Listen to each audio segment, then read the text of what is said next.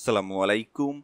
পাকিস্তানকে ২ ম্যাচের টেস্ট সিরিজে হোয়াইট ওয়াশ করে বেশ ফুরফুরে মেজাজে আছে বাংলাদেশ দল। সামনেই বাংলাদেশ দলের ভারত সফর, সেখানে টেস্ট ও টি-20 সিরিজ খেলবে টাইগাররা। যদিও এই সিরিজের আগে হুমকির সম্মুখীন হয়েছে বাংলাদেশ ক্রিকেট দল। কানপুরে অনুষ্ঠিত টেস্ট ম্যাচ ও গোয়ালিয়রে অনুষ্ঠিত হতে যাওয়া টি-20 ম্যাচে হামলার হুমকি দিয়েছে ভারতের হিন্দু জাতীয়তাবাদী রাজনৈতিক দল অখিল ভারত হিন্দু মহাসভা। অবশ্য এই হামলা নিয়ে খুব বেশি চিন্তিত নয় বাংলাদেশ। গণমাধ্যমের সঙ্গে আলাপকালে এমনটাই জানিয়েছেন বিসিবির পরিচালক নাজমুল আবেদিন ফাহিম। তিনি জানিয়েছেন, অনেক সিরিজের আগেই এমন হুমকি ধামকি শোনা যায়। বাংলাদেশ দলের ভারত সফর সূচি অনুযায়ী নির্ধারিত সময়ে হবে বলে আশ্বাস দিয়েছেন তিনি।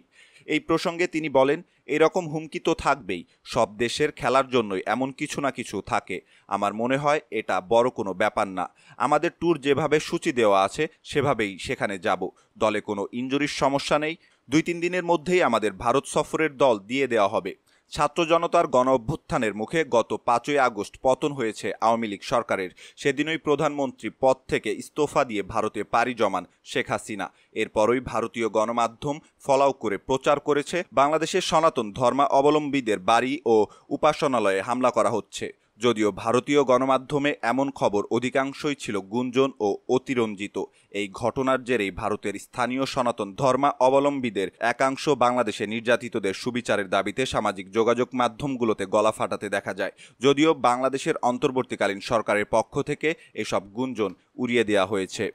এছাড়া পাকিস্তানের বিপক্ষে সিরিজ জয়ের আত্মবিশ্বাস ভারত সফরে কতটা কাজে দেবে এমন প্রশ্নের জবাবে বাংলাদেশের বোলিং কোচ মুস্তাক আহমেদ জানান, পাকিস্তান সিরিজের ছেলেরা যে আত্মবিশ্বাস পেয়েছে তা ভারতের মাটিতে কাজে আসবেই। আপনি যখন শাহিন নাসিমদের মতো বোলারদের সামাল দিয়ে খেলে আসবেন, তখন বুমরা সিরাজদের মতো বোলারদেরকেও আপনার সামলাতে সহজ হবে। আপনি অন্তত ঘাবড়ে যাবেন না বা দ্বিধাদ্বন্দ্বে থাকবেন না। আপনি যদি বিশ্বাস করেন যে আপনি বড় দলকে হারাতে পারবেন, তাহলে সবই সম্ভব।